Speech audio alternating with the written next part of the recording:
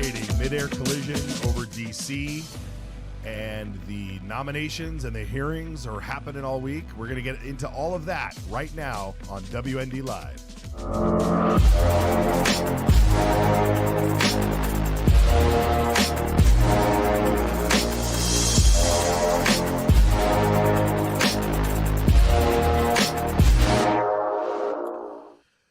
All right, everybody, welcome. WorldNetDaily Live is on the air. It's the last day of January, the 31st, 2025, and I'm Matt Edwards. Welcome. Josh Turnbow, of course, is here as well. Hey, everybody. How are you? Thank you for joining us. Friday! Yes.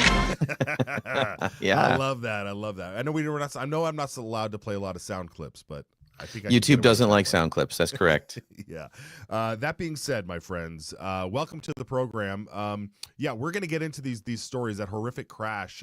Josh, you're going to go walk us through some of the mapping, the details, some of the 3D imagery that's out there already as the details come rolling in. And then, of course, Kash Patel, Tulsi, Bobby Kennedy up on the Capitol Hill getting some. I mean, there were some choice. We've played a few of them already this week, but there were still some choice moments to get through.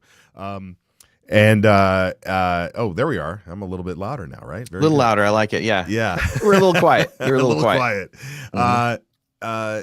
But first, we have to debut this. We have a great way for you to support the program, folks. The WND News Center. That is the nonprofit side of WorldNet Daily, and you can directly support this program by going to this website right here, to this page, and give us a donation. We have a QR code that we can throw up. There it is. Yep. To support this program particularly, you want to donate to WorldNet Daily, the WND News Center. So scan the QR code. It'll take you right to that page. And the best part about it, folks, it's tax deductible. This is a 501c3 here. So you can make a contribution. You can turn on a monthly contribution if you're like, hey, I really like these guys and then their guests. I mean, so yeah, $10 a month, could you not? Right? Yeah. How could you not? Yeah, guys, this, we have all these advertisers that we put on here, but this directly supports the show.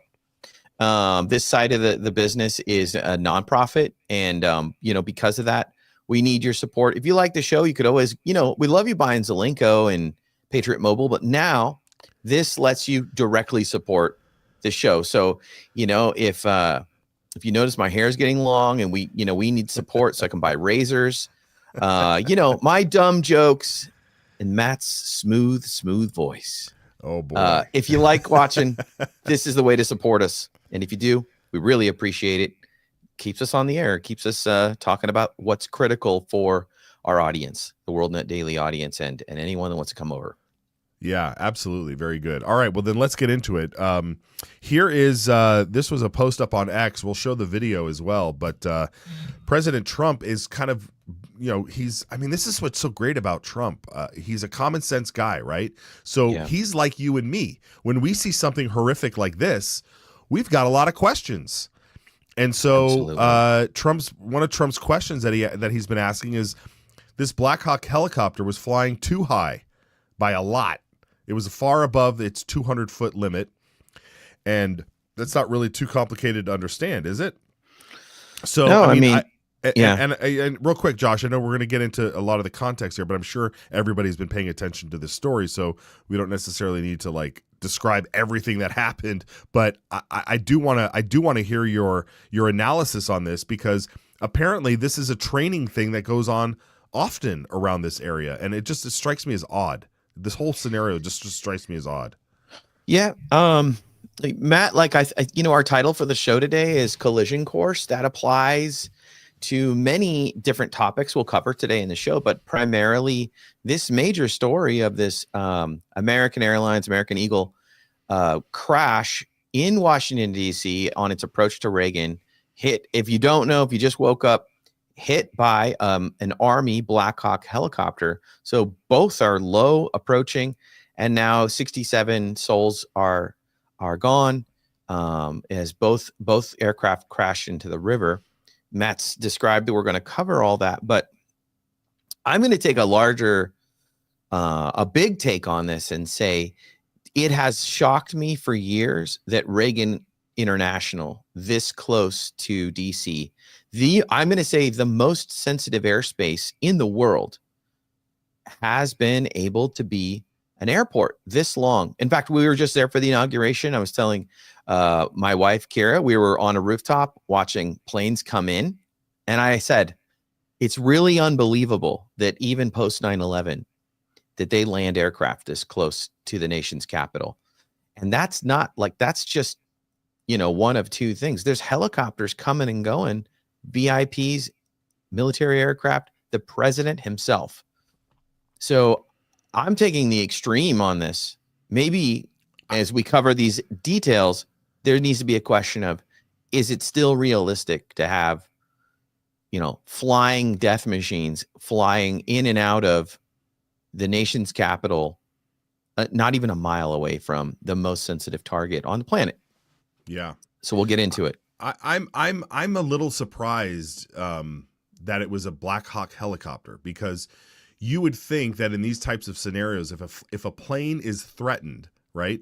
Yeah. In that airspace, they scramble jet fighters out there, right? They scramble jet fighters out there to take care of the situation. This was this is one of those fighters that might have been out there to intercept something, and they're the ones that made this gross error. If we're calling it an error, I mean, I still don't know. We still don't know exactly what's going on, and so, but I'm very concerned, and so I think you raise an excellent point here, because this is very concerning, to say the least. Matt, I think through this show, we're going to present some of the data that we do have now. I think we can come to some conclusions. My big takeaway is, I think people don't understand that on the approach vector of the airplane and a helicopter, there's less than 1 minute from them hitting anything at all, let alone, like I said, sensitive targets. And even less than that. Well, I'll show you on the map as we go in the show. The Pentagon itself is blocks from Reagan Airport. Okay, so it is the craziest airspace I think there is, only by value. Like there's maybe busier airspaces, maybe over New York. I don't know. I think the airports are a little farther out, even in New York, maybe just a little. But this video here, this second video we have that also has the map embedded on it. Let's look at this. Let's look at this, because we can talk over this one. So. Okay. This one. So that's the point of impact. Yeah. So both aircraft drop into what is the freezing river there. And I gotta ask, how is that path, the purple path, right? How is that and how is that even some sort of training path for military helicopters? I don't understand it. You have a direct line. I mean, that little peninsula right there is the airport. So you have planes flying that low all the time, flying in. I don't understand. From three directions, Matt. From three directions, they're approaching. And, you can look out your window when you're coming on approach from the north heading south. We'll show you on the map, guys. You can look out your window and see the White House. You can see the Capitol. Okay, it's a beautiful airport. I mean, it's a beautiful place to fly into. Absolutely, absolutely.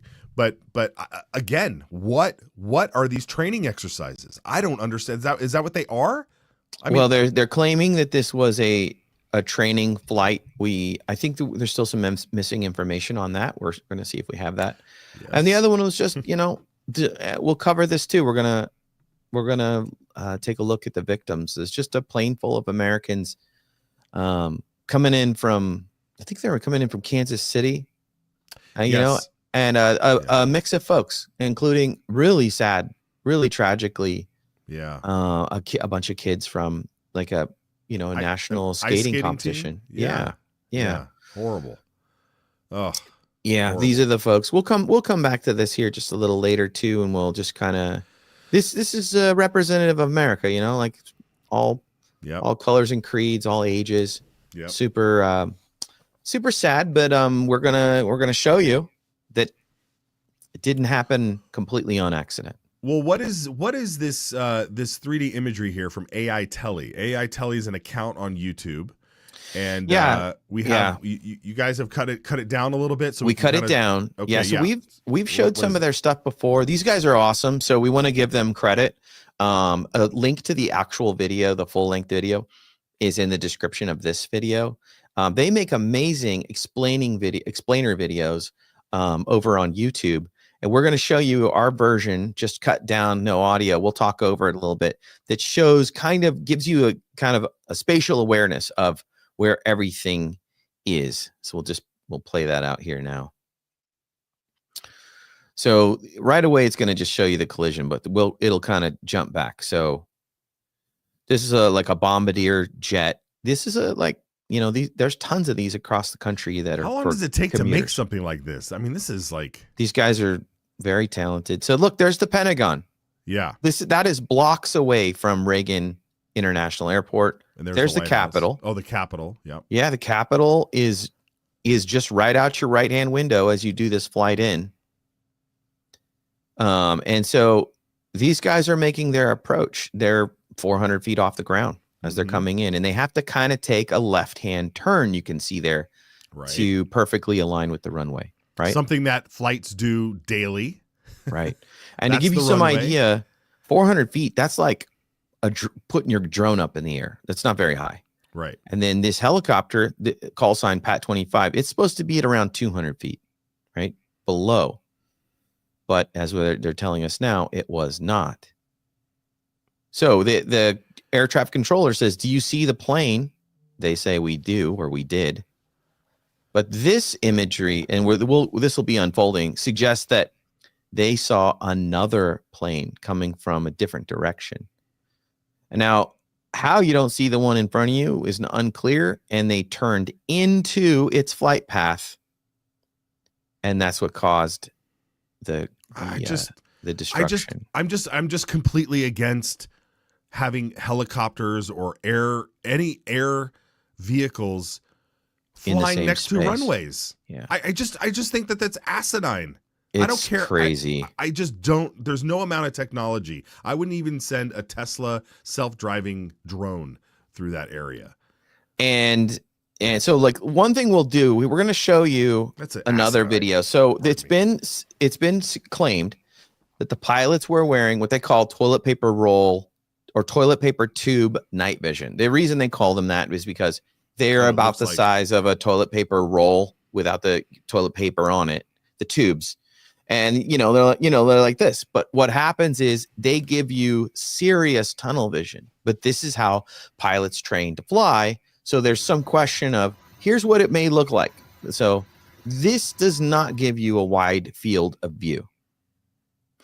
But what about your instruments? Isn't there radar? Well, Josh, I'm not buying any of this. I'm not buying it. I hear you, Matt. I hear you, dude. It's so frustrating. I know, man. But our goal here is just kind of give you a peek of what it can be. Now, this is just through, someone's probably their iPhone. There is a little bit more of a stereo vision effect with the night vision. Yeah. But this is just show you that it's not great, right? And bright city lights effect. You can see kind of the bright light on the ground. But then that begs the question of, like, an oncoming aircraft is pretty bright. In fact, we see it in those Twitter videos, right? We see it pretty clearly.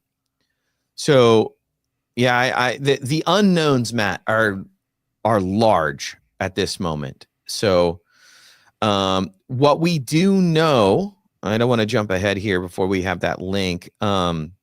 We do know that it's being reported that normally on the air traffic controller side, there were two people. One handles rotorcraft traffic, helicopters, and the other handles aircraft. Now, just that there would be one aircraft traffic controller just doing aircraft blows my mind, but apparently there was one person doing both jobs that night. Yeah, that comes out of a report. Do we have that article loaded up here? I see it in I think we did. Yeah. Guys, that's where the collision course for me is. We are on a collision course between this completely bizarre lack of excellence and professionalism over the last 4 years. Of course, it's been coming. Anyone that's had to stand in line at the TSA or now sees the new hiring practices going on in the airlines, the lack of excellence, meritocracy or meritocratic, by your merits, you get ahead and you're promoted. That's been dismissed. And I think that people have been calling for years that would lead to tragedy, right? Yeah. The lack of excellence gives mistakes, and you can't have mistakes in this space. Yeah. It's people's lives are on the line. Well, seeing how the supervisors there decided to cut one person and combine that duties into one person, it makes me feel a little bit better about my time traveling yesterday, because I had a canceled flight yesterday. However, the flight left. It still went to its destination. It wasn't because of mechanical issues or weather. It was because they didn't have enough flight attendants. So they sent the plane empty. And I remember standing there thinking, like, I could get my own peanuts, like like we don't let's just go. But there's a reason why those regulations are in existence, I guess. That's a completely different scenario. That being said, here, your point is exactly right. I mean, this is what we've been warning about. I saw other footage of the former transportation secretary Pete Buttigieg. We call him Booty Juice. Talk about how there's been a ton of near misses in absolutely. And I mean, look, Reagan fired all the air traffic controllers back in the 80s. And Trump is out there saying, we got to, all of you people that work for the government, you should all just take your severance and let's just restart this thing without DEI, without all the quotas. Yep. Let's just find excellent people to do excellent work who love their job. That's what we need to find. Matt, air traffic controller is the kind of job where, people don't think about it, but a pilot and a co-pilot flying a plane is one thing, but the air traffic controller is orchestrating the chaos. And like in big airports like Reagan, but also like Los Angeles, a plane is landing every minute. Mm-hmm. I mean, all day long and into the night, right? So that requires, first of all, you want a cool-headed person, but you want them to be excellent, right? And anything else is tragedy. I was going to share this with us so we can see it. So basically, my favorite thing, guys, Google Maps. So here's Reagan, right? And that plane was, if you can see my little arrow here, coming into this airport. The helicopter was coming south, plane heading north. But, to give it scale, like the Pentagon's right here, right? There's the Pentagon. There's the airport. The Pentagon has its own fleet of helicopters that sit right here and take off. So this is not small time. And then right here, look, this is not a great distance. There's the White House. Here's the Capitol. Yeah. This is pretty extreme. And by the way, when we were there for the inauguration, as I mentioned, we were up on the roof. We were up on the roof for like 10 minutes, okay? And there's helicopters flying in and out and planes. It is crazy. And I'm going to say that I just think, look here, we got a comment. I never thought about not having an airport there. Brandon, why do we need one? Dulles is what, 40 minutes away, 30 minutes away, right? Dude, I'm still amazed. I think just the powerful people. Andrews Air Force Base for all the other dignitaries, right? Andrews is a little farther out, but I never thought that it would survive after 9/11, except for the powerful folks. It makes their life way easier. Oh yeah, Reagan. You know what Reagan I mean? Airport is great. Yeah, they don't want to go to Dulles. Calcom, 2 aircraft cannot occupy the same space at the same time. I mean, it's and survive. Yeah, exactly. And then 2 near misses in 2 days. Yeah. So previously there was another near miss at Reagan. So, man. Yeah, we have the article here over at WND.com. You guys got to go over there. Helicopter traffic had triggered 2 aborted landings Yep. A week before the crash. That's what I'm talking about. Why are these? I mean, how long have these trainings been going on? Is this something that started up in the Biden administration or something? I mean, or has it just been? I mean, I don't understand. I don't understand it. It doesn't make any sense to me. This is a military aircraft. A military aircraft. If you the whole point of having night vision is so that you can see things. You're telling me if they're wearing night vision and they can't, like. None of it makes sense. And maybe it's just because I'm naive. I'm not a military person. I'm not a pilot. But I know enough that we have the technology where we have been avoiding things. Matt, and I'm going to say, like, this is a little, maybe a little petty, but you know, like the miracle of Trump in office, why take a chance that you know, any aircraft can veer off toward any like 1 mile away target zone? Why do it? So that's my take. And I don't believe that they have like a 1 minute or less response to aircraft. I don't think it's true. Hey, what if that Black Hawk, like you said, what if it turned and decided to go for the White House? Yeah, there's all these like ideas where they just trust. They have to have trust, but I think we're in the post-trust era when it comes to security. Yep, I agree. All right, folks, we're going to keep tabs on this story as always. Please make sure you check the website, WorldNetDaily, and we will get that rolling. Let's go to our Patriot Mobile ad here. Throw up that QR code for Patriot Mobile. These are our good friends over at patriotmobile.com/WND Patriot. That will get you signed up for some excellent coverage. It's guaranteed. And when you're paying your money to Patriot Mobile, you don't have to worry about it going to all these woke causes and going to companies that hate you. This is a company that is a good Christian conservative wireless company. They have all of the they have all of the coverage. They're all on the same networks as all the other big guys. But if you go to patriotmobile.com/WND Patriot, use the promo code WND Patriot. And sign up, you'll be helping and support the show as well. So we showed you how to directly support the show at the top. And if you want to get something for it as well, then hit that link in the description as well. So very good. Excellent. All right. Excellent. Yes. Excellent. Well, what else is excellent is here's the article over at WND, 8 takeaways from the Kash Patel's FBI confirmation hearing, which I think was going on again today, right? Let's see. I know that they do like 2 days for some people. So we had Bobby Kennedy as well. We had Tulsi Gabbard up there. But let's just get you up to speed real quick on how many cabinet nominees have been confirmed so far. So let's look at this. Let's look at this tweet that was put out there. This post on X.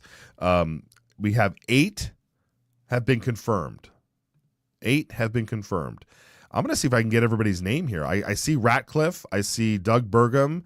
What's his name? Rubio, Kristi Noem, Pete Hegseth. What's his name? Zen. What's his name? The Z guy from New York? Lee Zeldin. And so I don't know the guy on the far right. I don't know. Or the far left. I don't know who that guy is. Anyway. Yeah, I mean, I feel like it seemed so impossible just to get Hegseth, in, and that's happened now.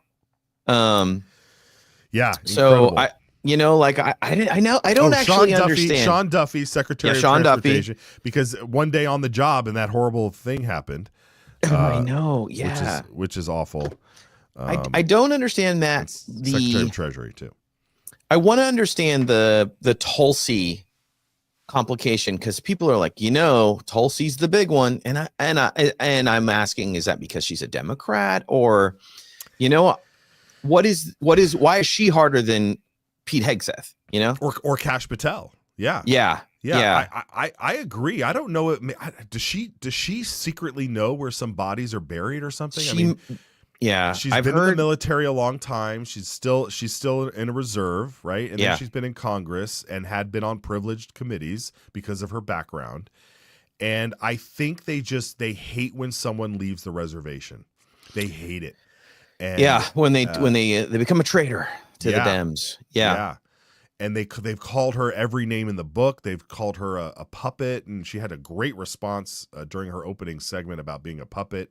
And she basically said they don't like me because I'm not going to be their puppet.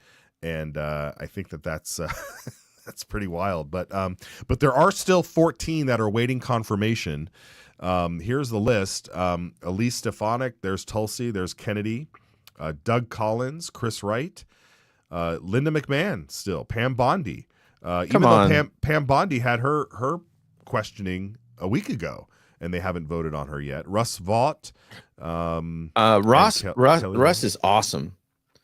Oh yeah. He was head of OMB before, I believe. Yeah. So he should sail through too. But to put this all in perspective, there was somebody that posted a video. I think it was a senator, right? The senator from Oklahoma. Yep. Yeah. This is a good explanation of like how this stuff works. Yeah, I mean, because we're expecting things to happen right away. Right. Yep. So let's watch this for a little bit. A week here in Hey guys, we're wrapping up a week here in Washington, D.C., and people are saying, well, why aren't you working through the weekend with these nominees? First of all, I want to explain the situation to you.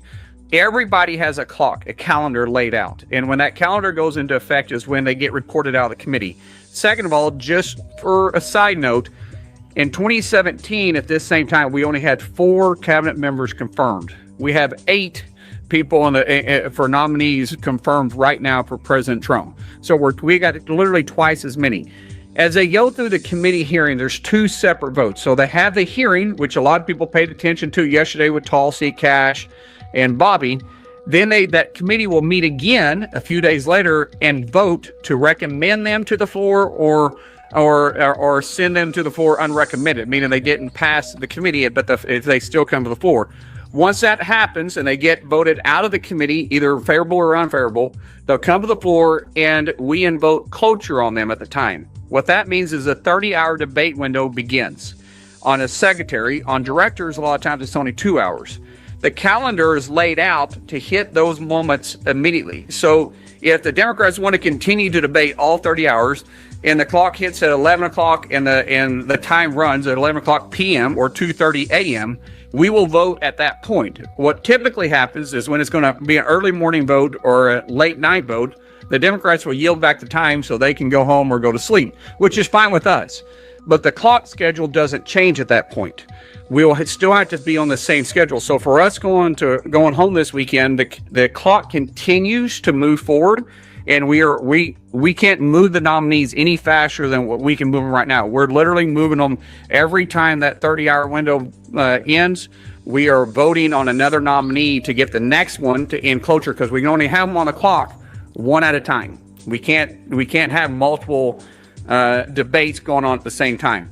This process, unfortunately, takes a long time. At this point, the Senate is literally spending 80% of their time trying to get these nominees pushed forward. So it really eliminates us doing legislative work, but we understand the most important thing we can do for the American people is get the president's cabinets and his nominees out of the Senate as fast as possible. So Leader Thune's doing a great job. Republicans really are working hard doing it, and we appreciate how much you guys are paying attention to it. This is actually unusual. So anyways, God bless you all. Sorry about being long-winded there. Thank you for this opportunity. There you go. So, I mean, my takeaway when I watched that video, man, is like, good grief, it's complicated. I got lost maybe halfway through there, and I thought to myself, is this what the founders intended? No, and come on, right? And he's not talking about the backroom deals. You know, some of those guys are saying like, Kash Patel, I want immunity. you know, like, yeah, those guys are shady, right? God. You can totally run the FBI. And then they look at him and go, as long as it's focused on criminals, right? You know, like, don't look inward. Yeah. And he's gonna have to make those deals, frankly, because my guess is that this is how the Washington works, even when you're draining the swamp. You know what I would do if I was him? I'd say, yeah, no, sure, no problem. Just get me in there. And then you get me in there, and then I go after you anyway because you're a criminal. Well, you're a criminal. Hey, a great example of that is like, do you remember the big narrative of Project 2025? So the Democrats were like carrying a giant book around. This is way back like 6 months ago, guys. That feels like 10 years ago, where they were campaigning against Trump, and they were saying like, there's this boogeyman called Project 2025, and Trump's going to work with these people. And Trump just straight up disavowed that what it was. It was largely written by the Heritage Foundation. Well, you know what happened as soon as Trump got into power? Everybody's back in play. All those folks are back in play. They're gonna run the same playbook. The thing that the Project 2025 people did, they made a mistake, is they got out and they were loud about it. And so Trump had to say, hey, everybody, shut your mouth. I don't know you. Yeah, I get it. I just, to go back to that video, I just think like all of the cloture and 30 hours of this, and we got to do it on the schedule. And it's like, I get it. I mean, I get that there's this process, but is that really the right process? I mean, they were on the Hill. Yeah.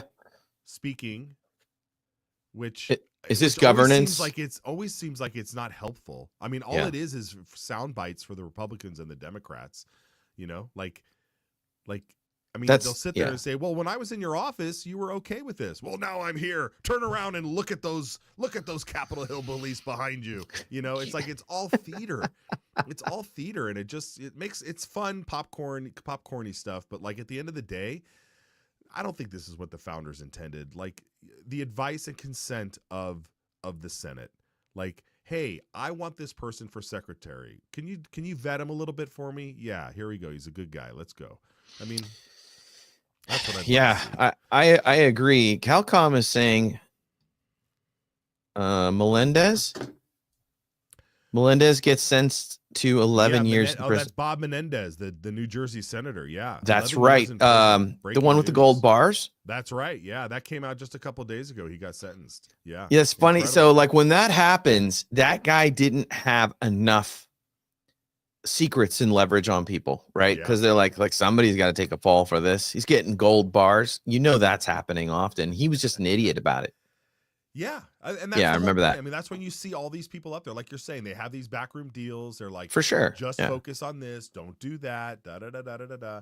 And then if you're a Republican in a sticky situation, like if you're Lindsey Graham, like you have to vote for the president's guys, right?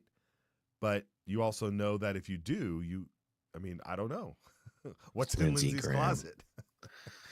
I can't wait for their time to be done. Heels. I didn't say that. That was a chat. I was reading a comment. We didn't even put it up. That wasn't me. Very good. Okay. Well, some other really good. Do we have anything else on this? Because we have some really nice, good news for Trump's first bill signing. Nope, that's it. Let's move on to that. Yeah, because this was an important moment, folks, because Trump has been. I mean, this has been immigration, illegal immigration, the criminals, the violent criminals that have come into our country under the Biden administration. Like this has been the number one issue, and it should be, because it has devastating effects. And President Trump was able to sign his first piece of legislation, the Laken-Riley Act. And the administration put out this video to commemorate that. It's very touching, and let's watch it. The Laken-Riley Act will become the very first bill that I proudly sign into law as the 47th president of the United States. I thank President Trump for the promises he made to us. He said he would secure our borders and that he would never forget about Laken. And he hasn't. He's a man of his word. We trust that he will fight for the American people. There's no amount of change that will ever bring back our precious Laken. Our hope moving forward is that her life saves lives. Laken was a brilliant and beautiful 22-year-old nursing student from Georgia. To her parents and family, she was everything in the world. Laken was attacked, beaten, brutalized, and murdered by an illegal alien gang member who was set loose into our country by the last administration. We will keep Laken's memory alive with today's action. Her name will also live forever in the laws of our country. Under the law I'm signing today, the Department of Homeland Security will be required to detain all illegal aliens who have been arrested. In addition, for the first time ever in this act, gives state governments the ability to sue the federal government if any future administration ever again refuses to enforce the immigration laws of the United States. This is something that has brought Democrats and Republicans together. That's not easy to do. Laken did it. Laken did it. This horrific atrocity should never have been allowed to happen. And as president, I'm fighting every single day to ensure that such a tragedy never happens again. Man. Yeah, well done. Well done. And That's key, it's a Josh. moving video. Yeah, and what's key about that law there is the fact that the states can sue the federal government. And we talk about how, you know, this ebb and flow of who's in power, executive orders here, and then the next president comes in and removes it, and there's no uncertainty. There's nothing you can do. But when you enact laws like that give power back to the states, it really keeps the administration in check. If they come in and do exactly what Biden did again, the states, if there's enough of them, can really put pressure on to say, hey, we're coming after you for that. And I think that's key. That is really key for this type of bill and moving forward. Absolutely. I mean, when we watch that clip, it's so well done. The White House has been doing amazing media, but the whole point is to get their message out that what an idea. Trump's doing what he said. First days, first weeks, he's doing what he said.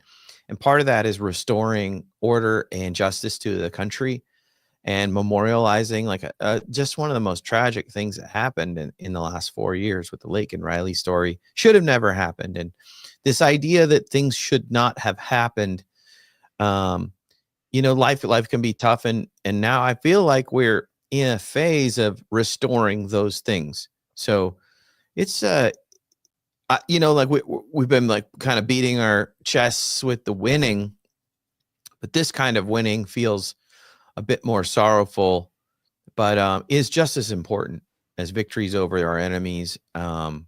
This is victory over large systematic evils. So pretty exciting. Yeah, very good.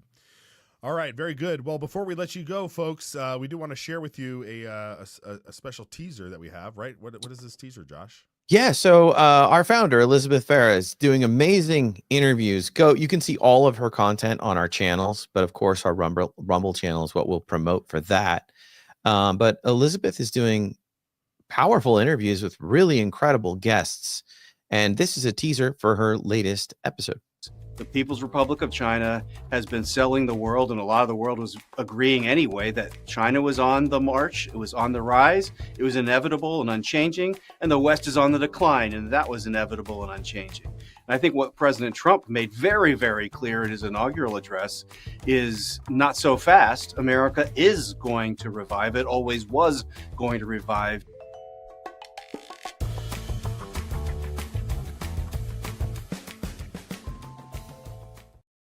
All right, and that was Steve Yates from the Heritage Foundation. Very good. Yes, Steve Yates. This is the thing. Elizabeth is getting great folks. Anyone from Heritage is well informed, and that episode's great. So we're talking about everything being fixed, right? Everything being worked on.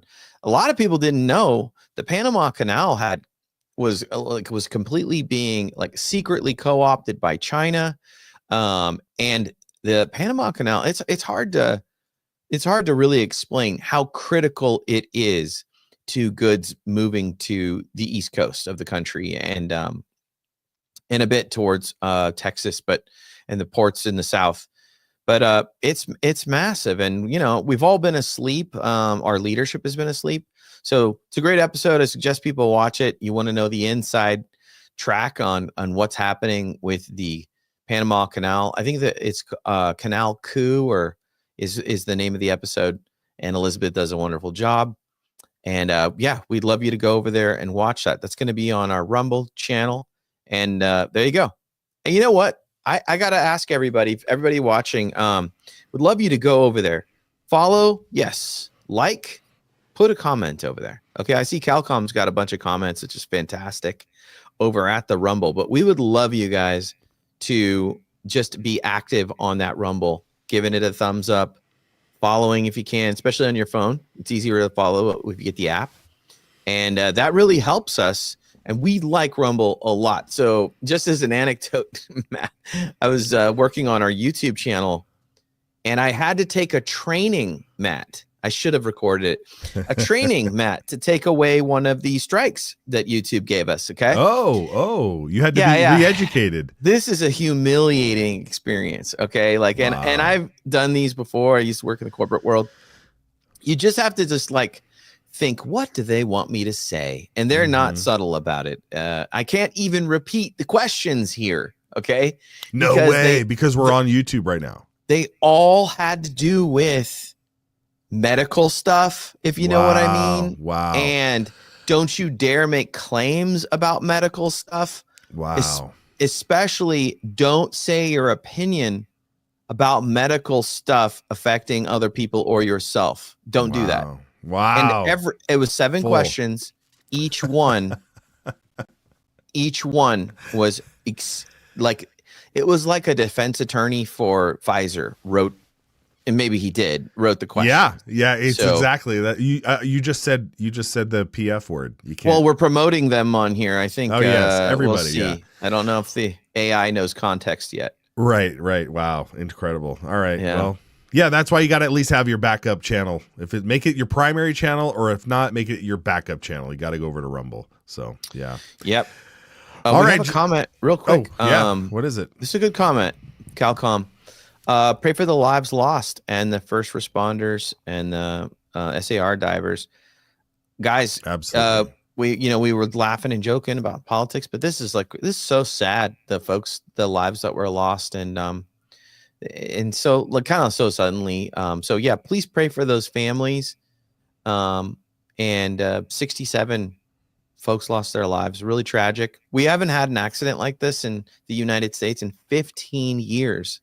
Wow. So hoping that we won't see another one.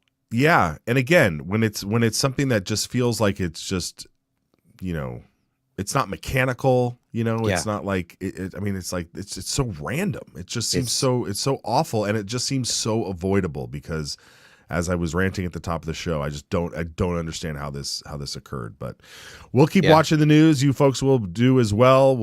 We thank you so much, and yes, keep praying. God bless you all. Have a great weekend, folks. We'll see you next time. Thanks, everybody.